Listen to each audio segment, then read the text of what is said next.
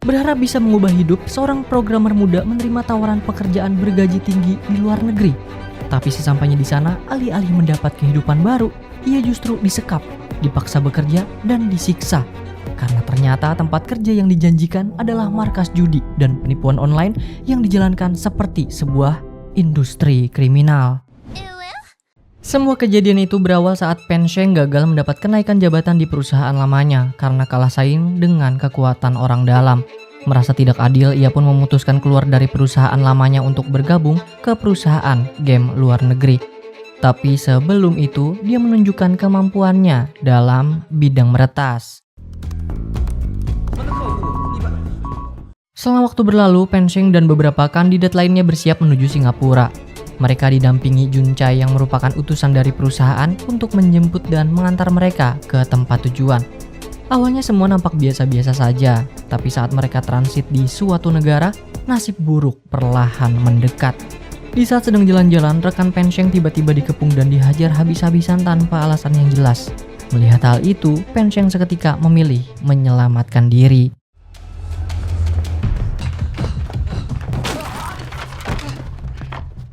Sayang, Pen Sheng tertangkap dan kini mereka semua dibawa ke suatu tempat di antah berantah yang mereka sebut Firefly.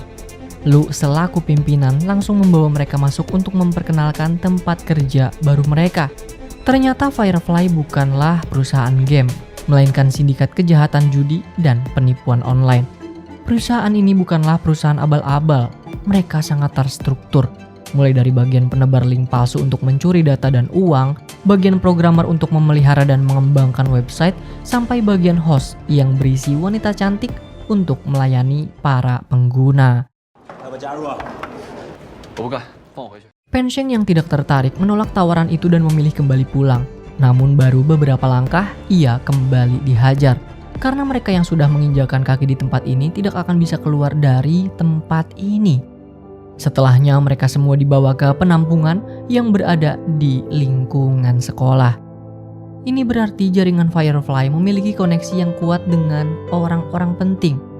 Pen Sheng ditempatkan di sebuah ruangan layaknya penjara, karena selain berisi puluhan pekerja, mereka juga terisolasi dari dunia luar. Bahkan demi menjaga keamanan, setiap pekerja yang baru masuk harus mengirim pesan ke keluarganya bahwa mereka baik-baik saja.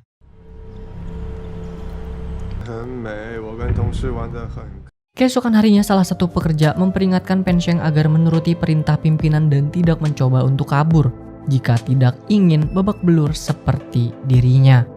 Namun peringatan orang itu diabaikan olehnya. Dia diam-diam berniat kabur melalui jendela toilet. Namun usaha pelariannya gagal dan malah dipergoki oleh salah satu host bernama Anna. Untungnya Anna tidak berniat melaporkan apa yang dilakukan Pen Sheng. Ia malah memperingatinya agar tidak bertindak gegabah dan fokus mengejar target seperti dirinya. Karena Anna dijanjikan bebas jika target senilai 5 juta yuan telah tercapai. Mendengar hal itu, Pen Sheng bersedia membantu Anna mengejar targetnya. Dengan imbalan, Anna harus memberitahu keluarganya dan kepolisian bahwa mereka semua diculik. Mari kita mundur ke beberapa tahun terakhir untuk mengetahui bagaimana bisa wanita secantik Anna yang layaknya supermodel berada di tempat ini. Anna dulunya memang seorang supermodel ternama, tapi karena fotonya disalahgunakan oleh pihak tidak bertanggung jawab, membuat Anna harus dikeluarkan dari manajemen dan kehilangan pekerjaannya. Di saat itulah Jun Chai datang menawarinya pekerjaan sebagai host permainan kartu online dengan iming-iming gaji selangit yang tidak mungkin ditolak Anna. Itulah kenapa Anna bisa berada di tempat ini. Dan faktanya kejadian yang menimpa Anna sebelumnya adalah campur tangan Jun Chai untuk bisa melebarkan sayap Firefly dengan memanfaatkan kecantikan Anna. Bahkan saat ini pun mereka masih terus melebarkan sayapnya dengan mengajak kerjasama pemilik website untuk mengiklankan Firefly. Tian selaku pemilik website tentu saja tergiur dengan imbalan kerjasama yang ditawarkan. Tapi yang membuatnya lebih tertarik adalah kecantikan sosok Anna, host yang ada di permainan itu. Untuk bisa mengenal Anna lebih jauh, Tian masuk ke lembah hitam yang bernama judi online. Sudah jadi rahasia umum kalau permainan judul akan memberi pemain kemenangan terus-menerus di awal. dengan tujuan membangun rasa percaya diri dan si pemain merasa dirinya punya kendali atas permainan. Hal itu juga terjadi pada Tian. Beberapa kemenangan kecil membuat otaknya mulai terbiasa dengan sensasi senang. Bahkan Tian mulai percaya kalau ia mengerti pola permainan itu dan bisa terus menang jika bermain lebih lama. Secara psikologis itulah titik di mana pemain mulai terikat. Dan saat Tian merasa mampu memenangkan permainan dengan taruhan yang besar, disitulah Bandar mulai mengambil peran. Tipu daya Bandar tidak berhenti sampai situ saja. Ketika saldo Tian sudah kosong, mereka menawarkan pinjaman online, bahkan menggunakan suara Ana untuk merayunya agar mau memainkan permainan lain dengan jaminan kemenangan. Tentu saja Tian langsung menyetujuinya, karena secara psikologis, manusia cenderung sulit menerima kekalahan setelah sempat merasakan kemenangan. Kemenangan itu membuatnya kembali merasakan sensasi yang sempat hilang, dan dari situlah rasa candu akan kemenangan membuatnya ketergantungan. Tian rela melakukan apa saja demi bisa bermain dan mendapat kemenangan, mulai dari meminta gaji 3 bulannya dibayar di awal, menjual barang-barang, bahkan meminjam uang kepada siapapun, termasuk pinjol. Lalu karena tidak bisa melunasi hutang-hutang, debt collector mendatangi rumahnya. Bahkan mereka memaksa Tian mendonorkan darahnya untuk membayar hutang. Namun tak tega melihat anaknya beresiko meninggal karena kekurangan darah, sang ayah pun melunasi hutang milik Tian. Namun bukannya belajar dari kejadian sebelumnya, Tian malah semakin menjadi-jadi. Ia bahkan secara diam-diam mencuri perhiasan neneknya. Bahkan gilanya sampai menggadaikan sertifikat rumah keluarganya untuk kembali bermain judol. Keren banget Tian. Hal pertama yang Tian lakukan adalah menghubungi Ana untuk menanyakan bocoran permainan. Tentu saja hal ini pun dimanfaatkan Bandar. Berbekal nafsu untuk mendapat uang secara singkat dan memperbaiki keadaan, Tian malah semakin jatuh ke dalam lubang perangkap Bandar yang lebih dalam. Alih-alih memberi bocoran, Bandar menawarinya menjadi investor Firefly dengan iming-iming keuntungan besar. Bahkan demi memuluskan rencananya, Bandar meminta Ana menghubungi Tian secara langsung untuk mengirim uang yang akan diinvestasikannya ke dalam bentuk kripto. Setelah uang terkonfirmasi masuk, Bandar langsung memerintahkan anak buahnya untuk mencairkan uang tersebut ke rekening berbeda agar tidak dicurigai pihak kepolisian.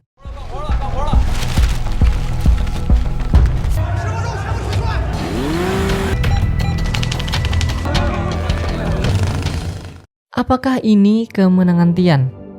Tidak, ini kemenangan Bandar. Saat uang berhasil dicairkan, Bandar langsung memblokir Tian sebelum Tian mendapatkan bagiannya. Tekanan, rasa bersalah, dan putus asa membuat Tian menarik diri dari semua orang. Ia merasa tidak lagi punya keberanian menghadapi kenyataan yang sudah terjadi maupun keluarganya yang saat itu mengkhawatirkannya. Dan di titik terendah itu, Tian memilih jalan pintas untuk meninggalkan banyak masalah yang tidak bisa dia perbaiki.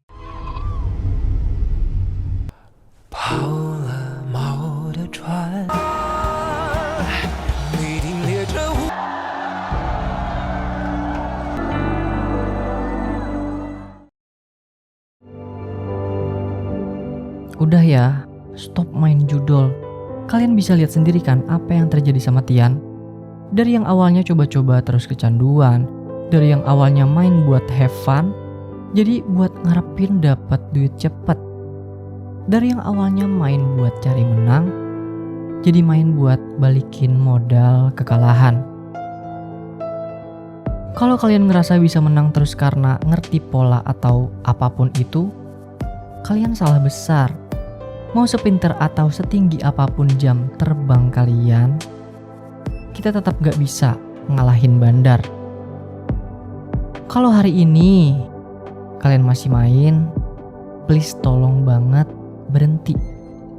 Karena di mata Bandar, kita gak lebih dari sekadar sapi perah.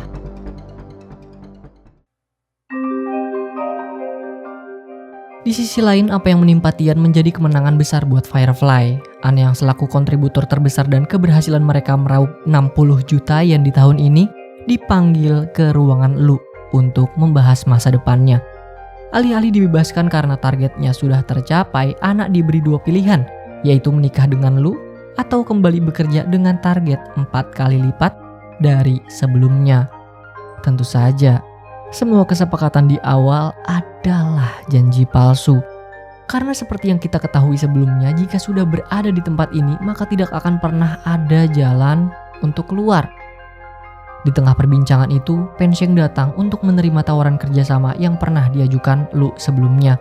Bahkan Pen Sheng datang tidak dengan tangan kosong, melainkan membawa suatu program sistem yang bisa memudahkan, mempercepat, dan memberi keamanan lebih untuk Firefly menjalankan bisnisnya. Firefly tidak butuh lagi pekerja penebar link karena programnya akan bekerja secara otomatis selama 24 jam penuh. Apa yang dilakukan Pen Sheng benar menjadi terobosan brilian untuk Firefly. Maka dari itu, Lu akan mempromosikannya ke bagian programmer dan mengajak orang yang berkontribusi besar jalan-jalan.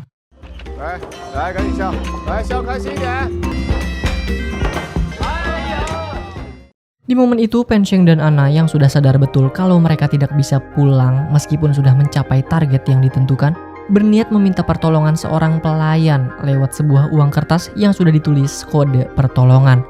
Namun, rencana itu gagal karena pelayan tidak mengerti apa maksud dari Ana. Belum menyerah, Pen Sheng menitipkan uang tersebut ke salah satu teman yang akan dibebaskan karena Firefly sudah tidak lagi membutuhkan pekerja bagian penebar link. Sialnya, uang tersebut malah dipinjam Jun untuk membeli sesuatu. Lalu dari kesialan itulah malapetaka muncul. Karena kejadian itu, seluruh pekerja dikumpulkan untuk mengetahui siapa dalang di balik semua ini. Tak ingin rekannya kehilangan nyawa karena dihajar habis-habisan, Pen Sheng dan Ana pun mengakui kesalahannya. Dan pada akhirnya, mereka berdua pun menjadi korban kekejian Firefly.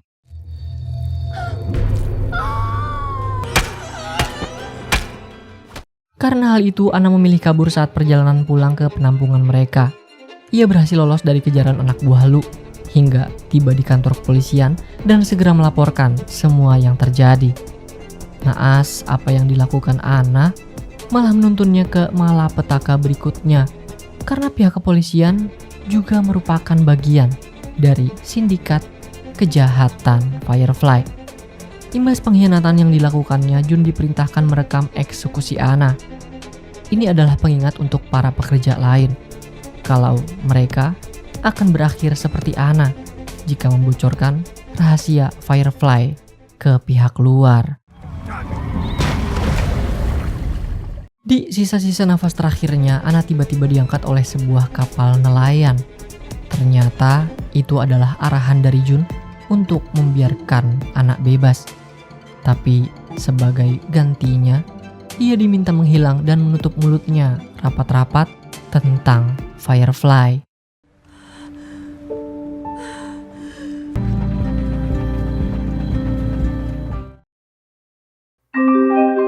Sayang, saat Ana berhasil kembali ke rumah orang tuanya, ia tidak disambut sendirian oleh sang ibu, tetapi juga seseorang yang mengaku sebagai polisi.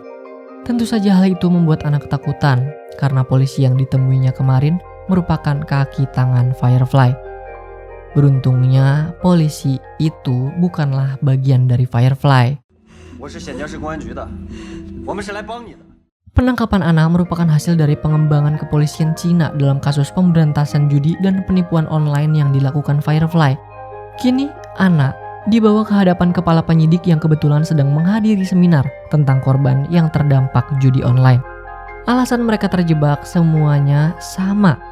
Sebagian memulai karena tekanan ekonomi, sebagian lain tergoda oleh harapan untuk mendapat uang dalam waktu singkat. Namun pada akhirnya yang mereka dapatkan bukan keuntungan, melainkan masalah keuangan, hubungan yang retak, hingga rumah tangga yang tidak lagi utuh. Semua kisah dari para korban menunjukkan pola yang sama. Latar belakangnya mungkin berbeda, tapi akhir yang mereka hadapi tetaplah sama, yaitu kesengsaraan. Seperti yang menimpa Tian saat ini, dia hanya bisa terbaring koma tanpa bisa kembali hidup normal seperti sedia kala.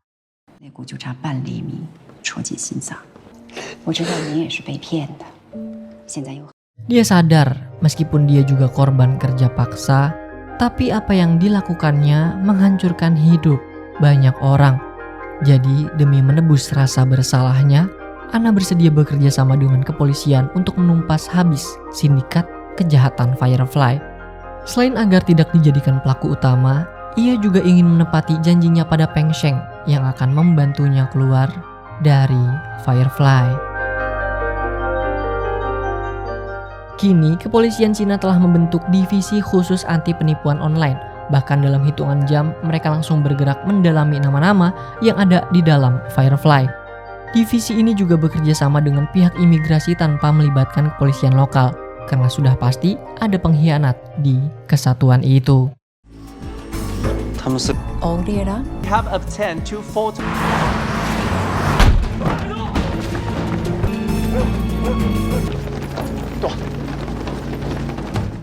Sialnya saat penggerebekan markas utama Firefly, entah kenapa tempat itu sudah kosong.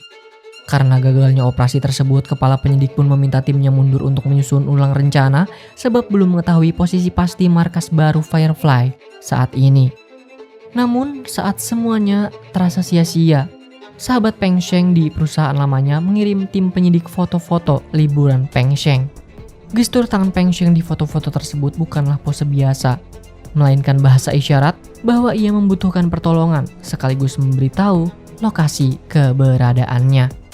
Dan lokasi tersebut merupakan sekolah yang menjadi tempat istirahat pekerja Firefly. Meski sudah mengantongi lokasi, mereka tidak bisa melakukan penyergapan secara langsung karena wilayah tersebut adalah wilayah kekuasaan orang yang sangat berpengaruh di negara itu. Belum lagi mereka harus mempertimbangkan keselamatan para siswa, dan yang paling menyulitkan adalah tempat itu dilengkapi dengan sistem keamanan sidik jari yang hanya bisa diakses oleh petinggi dan pekerja spesial Firefly. Demi bisa menumpas habis Firefly yang sudah di depan mata, tim penyidik pun menyusun rencana sangat matang dengan membawa Anna ke tempat tersebut. Mereka juga diam-diam menyabotase pengiriman makanan yang biasa dilakukan Firefly dengan tujuan bisa berkomunikasi dengan Peng Sheng untuk memuluskan rencana. Sesuai arahan tim penyidik, Peng Sheng langsung menyalakan api untuk mengaktifkan sensor kebakaran agar para siswa keluar dari tempat tersebut.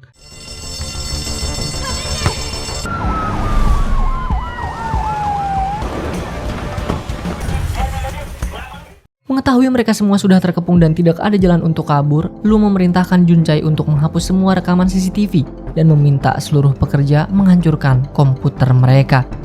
Sebelum menyerahkan diri, Lu meminta Peng Sheng untuk mengantar anaknya ke rumah sang ibu.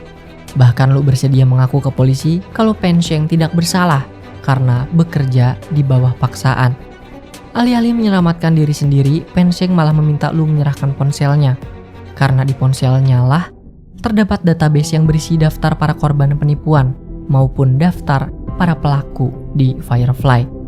Dan server tersebut hanya bisa dibuka olehnya sebab ialah pembuat programnya. Namun, saat data tersebut akan terbongkar, Juncai langsung menghancurkan ponsel itu demi melindungi semua data yang ada, sekaligus nama-nama besar di balik Firefly.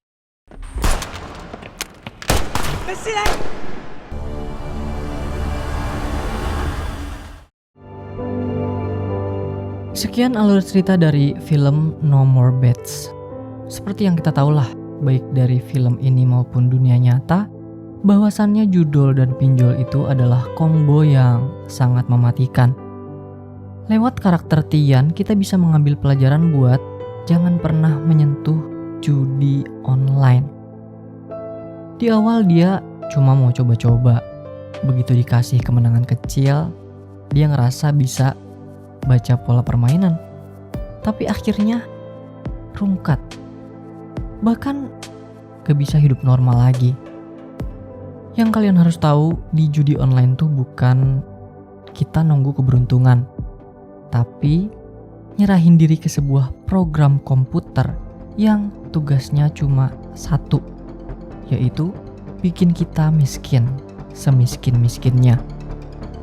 Kemenangan yang dikasih Bandar di awal itu cuma umpan buat mancing dopamin atau hormon kebahagiaan di otak kita biar kecanduan. Begitu rasa candu itu udah ngikat psikologis, Bandar akan langsung nguras habis uang kalian. Kita semua tahulah manusia itu susah buat nerima kekalahan. Akhirnya demi balikin modal yang hilang, orang tua akan nekat ngelakuin apapun. Mulai dari bohong, ngutang sana sini, nipu orang tua, jual barang, gadai barang berharga. Bahkan ada yang sampai melakukan tindak kriminal. Ini yang nantinya bikin kita dijauhin teman, keluarga mulai jaga jarak, diteror debt collector, stres, terus muncul deh pikiran-pikiran kotor buat ninggalin dunia. Jadi jauh-jauh dari judul ya gengs, hidup kita terlalu berharga buat dipertaruhkan di depan layar judi online yang sistemnya udah di-setel sama Bandar buat ngancurin hidup. Hati-hati sama keinginan buat dapat uang dengan cara cepat dan mudah. Karena itu adalah pintu masuk menuju kesengsaraan. Urungkan niat sebelum mulai. Berhentilah sebelum terlambat. Karena ketika kita udah terjebak di lubang hitam tersebut, peluang kita buat balik hidup normal itu kecil banget.